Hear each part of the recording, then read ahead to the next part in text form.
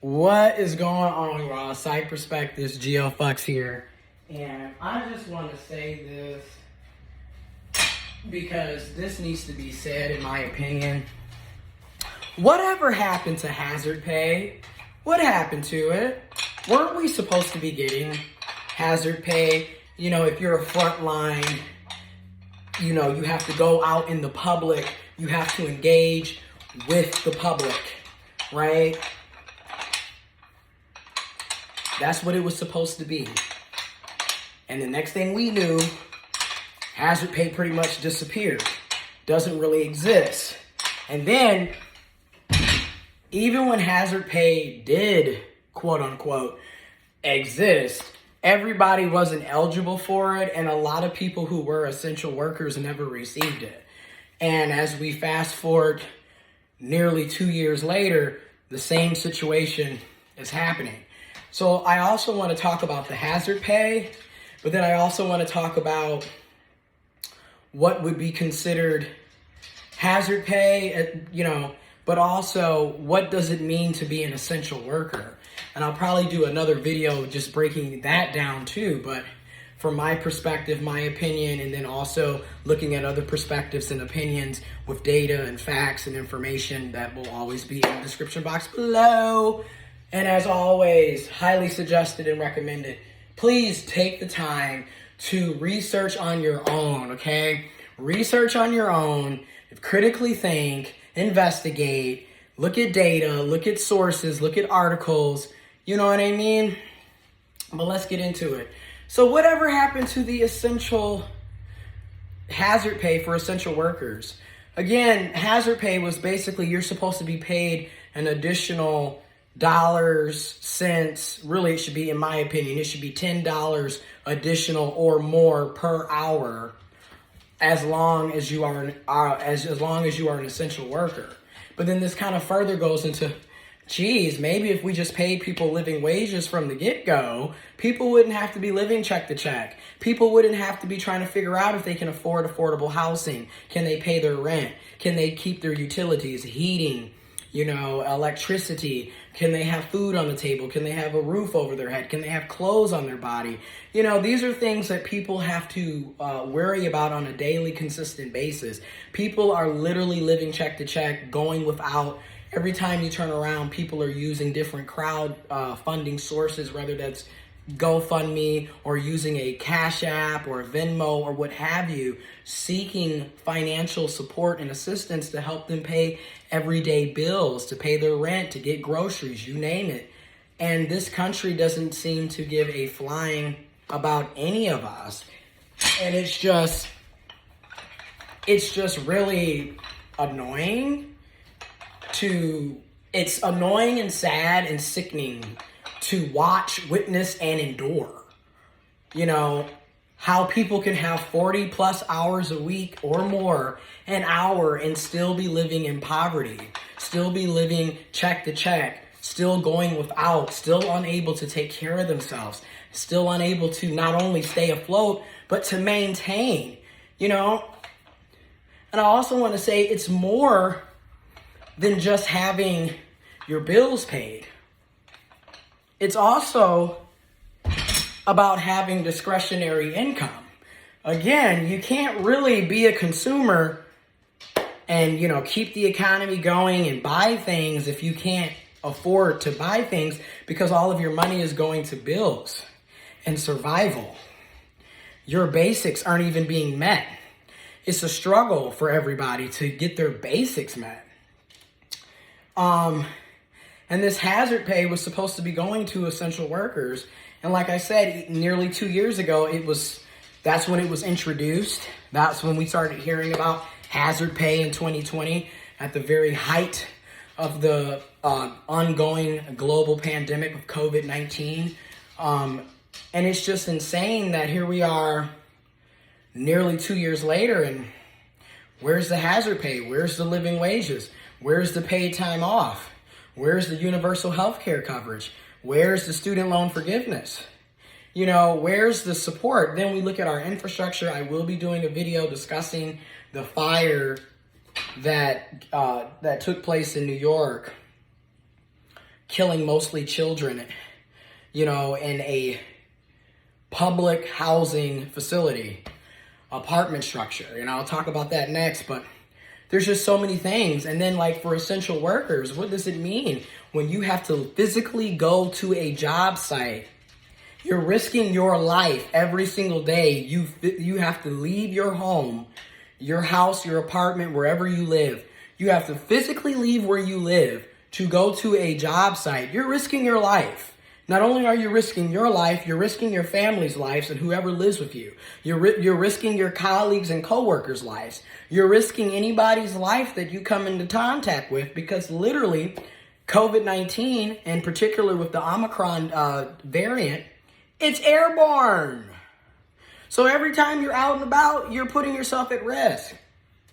Yet these jobs don't feel like they should have to pay you a hazard pay. They don't feel they should have to pay you a living wages. They don't feel that they should have to offer paid time off. They don't feel that they should have to offer healthcare coverage that covers both mental, physical health, your dental, and your eyes. Like, it's ridiculous, you know, and it needs to be talked about. What happened to the hazard pay? In my personal, humble opinion, first of all, I think minimum wage should be $25 an hour federally, because in my opinion, your minimum wage should be a living wage, and it should coincide with the cost of living, and it should coincide with inflation, okay? And again, if we were keeping on track with production from the late 60s, early 70s, it should be about $25 an hour. And it's absolutely ridiculous that here we are 2 years into a global pandemic, and the minimum wage in the USA hasn't been increased federally since 2009. And again, what does it mean to be an essential worker? In my opinion, because a lot of times when we're talking about essential workers, there's a huge focus specifically on healthcare workers, and maybe every now and then we understand that fast food restaurants, Jesus. Every now and then we understand that fast food restaurants, fast food workers are essential. But we need to expand that look, right? Because we have fast food employees, workers. We've got gas station workers. We've got grocery store workers. We've got convenience store workers. We've got shopping department, malls, etc., who are frontline essential workers.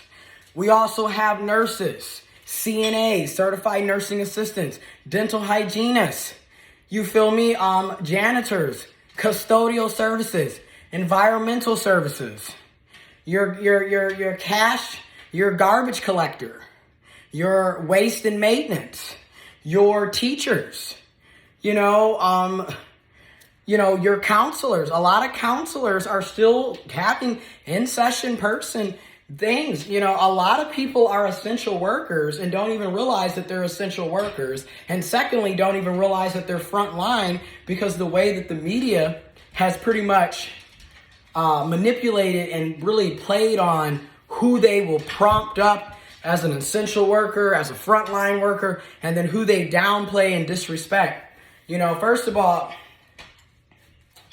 everyone deserves a living wage. Everyone deserves quality and safety, regardless of your education level, regardless of the type of job or profession that you have, or the type of field that you currently work in. We all deserve quality and safe job environments, and we all deserve living wages. I just want to make sure that I clarify that. Now, it's also wild how a lot of these employers are not following OSHA's guidelines and recommendations. Everybody is pretty much, it's like the Wild Wild West out here. The Wild Wild West. Y'all remember that movie? The Wild Wild West. But like, seriously, people, these jobs are doing whatever they want to do. Everything's Wild Wild West. Each city, state is pretty much on their own. Employers have been doing what they wanted to do because at the end of the day, it seems like for most employers, the only thing they care about is their bottom line, which is money, capital, financials. You know, they don't care about your life, your family, your colleagues, your community, your friends. They don't care about any of that shit. All they care about is the dollar bill. Okay? The cash, the money. Meanwhile, everybody's alive. People are dying left and right. You know, and I mean, a lot of us have personally lost family members, colleagues, friends, acquaintances, community members. And a lot of us have lost multiples. And this has been going on for 2 years. And it's ridiculous. So I want to make sure that I say this now. I stand with the working people. I stand with everybody on Main Street. People deserve quality and safety. People deserve living wages. People deserve health care. People deserve shelter. People deserve food, nourishment. These are things that I personally believe and support. And I just think, again, a lot of us are essential workers. A lot of us are frontline workers, and we are not receiving hazard pay. We are not even being compensated for risking our lives on a day-to-day basis, let alone being able to take care of ourselves and our families and our communities. You know, we deserve so much more. Information is in the description box below. Try to stay safe. Do what you can to stay safe. You know, if you wear a mask, get the N95s, the KN94s, the KN95 mask. Links to all that will be in the description box below where you can purchase your mask. Get tested. Really, I think all of us should work towards getting tested weekly, if not twice a week. If you can get vaccinated and get boosted, I recommend it. I'm vaccinated and boosted. I still wear my mask. I'm still getting my tests, my PCR test or my rapid test. Sometimes I get two because a lot of times your rapid test isn't as accurate as your PCR test. But again, in my humble opinion, the PCR test, the rapid test, the mask should be provided to us for free because we pay taxes. Our tax dollars should be able to fund that. We shouldn't have to be paying out of pocket for mask and for PCR tests or rapid tests. This is ridiculous. Anyways, be safe. Sending you love, peace, prosperity, and joy. Be careful. Take care of yourself. Do what you can to protect yourself, your family, your friends, your loved ones, your community. I'm out.